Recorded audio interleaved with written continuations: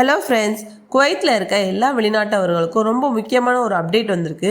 குறிப்பாக visa, residency, entry permit இது எல்லாமே நீங்கள் ஆன்லைனில் அப்ளை பண்ணுறவங்களா உங்களுக்காக தான் இந்த வீடியோ. உங்களுக்கு ரொம்ப யூஸ்ஃபுல்லாகவே இருக்கும் இந்த வீடியோ. நம்ம வீடியோவை ஸ்டார்டிங்லேருந்து எண்டிங் வரைக்கும் ஸ்கிப் பண்ணாமல் பாருங்கள். வாங்க வீடியோக்குள்ளே போகலாம். ஃப்ரெண்ட்ஸ், நீங்கள் விசா குவைத் ஆப்பை யூஸ் பண்ணுறவங்களா? இந்த ஆப்பில் நிறைய ப்ராப்ளம் இருக்குது. எரர் வருது, அப்ளிகேஷன் ரிஜெக்ட் ஆகுது, ஸ்டேட்டஸ் அப்டேட் வரல, நிறைய கம்ப்ளைண்ட்ஸ் இருக்குது. இப்போ அதுக்கு அஃபீஷியல் அப்டேட் ஒன்று வந்திருக்கு. இந்த ஆப்பில் இருக்க எல்லா டெக்னிக்கல் ப்ராப்ளம்ஸுமே சீக்கிரமாக கிளியர் பண்ணப்படும் அப்படின்னு. ஃப்ரெண்ட்ஸ், குவைத் அஃபீஷியல் சோர்ஸ்லேருந்து வந்த தகவல் என்னதுன்னு பார்த்தீங்கன்னா, குவைத் கவர்மெண்ட் இன்ட்ரடியூஸ் பண்ணிய விசா குவைத் ஆப். இது மூலமாக visit visa, family visa, residency related services, entry exit details இது எல்லாமே டிஜிட்டலாக மேனேஜ் பண்ணுறதுக்காக பிளான் பண்ணாங்க. ஆனால் இந்த அப்ளிகேஷன் லான்ச் ஆனதுக்கு பிறகு பல பேர் கம்ப்ளைண்ட் பண்ண ஸ்டார்ட் பண்ணிட்டாங்க. என்ன மாதிரி கம்ப்ளைண்ட்னு பார்த்தா, ஆப் ஓப்பன் ஆக மாட்டேங்குது, ஓடிபி வரலை, டாக்குமெண்ட்ஸ் எதுவுமே அப்லோட் ஆக மாட்டேங்குது, பேமெண்ட் ஃபெயிலியர் ஆகுது, அப்ளிகேஷன் பெண்டிங்லேயே ஸ்டக் ஆகுது, அப்ரூவ்டான விசா டவுன்லோட் ஆக மாட்டேங்குது.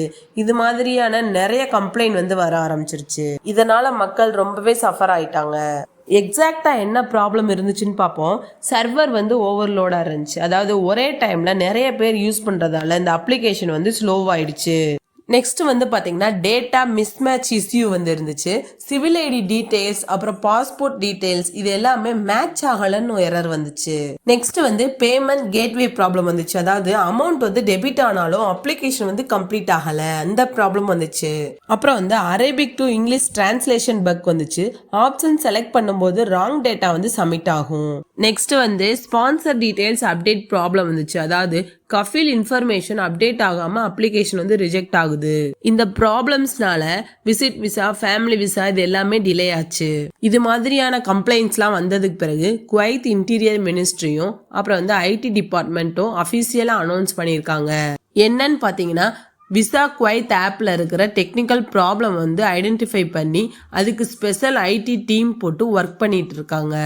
அந்த அப்ளிகேஷன் அப்டேட் ஆனதுக்கு பிறகு அதில் இருக்க எரர்ஸ் எல்லாத்தையுமே கிளியர் பண்ணிட்டு வேகமாவே ரிலீஸ் பண்ணிடுவாங்க.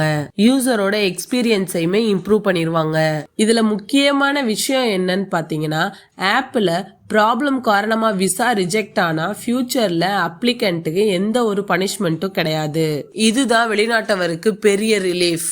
இந்த அப்டேட்னால வெளிநாட்டவருக்கு என்ன அட்வான்டேஜ்னு பார்த்தீங்கன்னா, விசா ப்ராசஸிங் ஃபாஸ்ட்டாக இருக்கும், மிடில் மேன் இல்லைனா ஏஜென்ட்ஸ் டிபெண்டன்சி குறையும், டிரான்ஸ்பரன்சி இன்க்ரீஸ் ஆகும், ஆன்லைன் ஸ்டேட்டஸ் கிளியராக தெரிஞ்சிடும், ஃபேமிலி விசா ஸ்ட்ரெஸ் குறைஞ்சிரும்.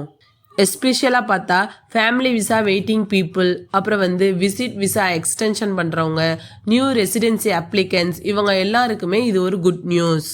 ஃப்ரெண்ட்ஸ், உங்களுக்கு முக்கியமான ஒரு வார்னிங். அப்ளிகேஷன் ப்ராப்ளமா இருக்குன்னு சொல்லிட்டு நீங்க ஃபேக் ஏஜென்ட்ஸ், ஃபேக் வெப்சைட்லாம் யூஸ் பண்ணாதீங்க.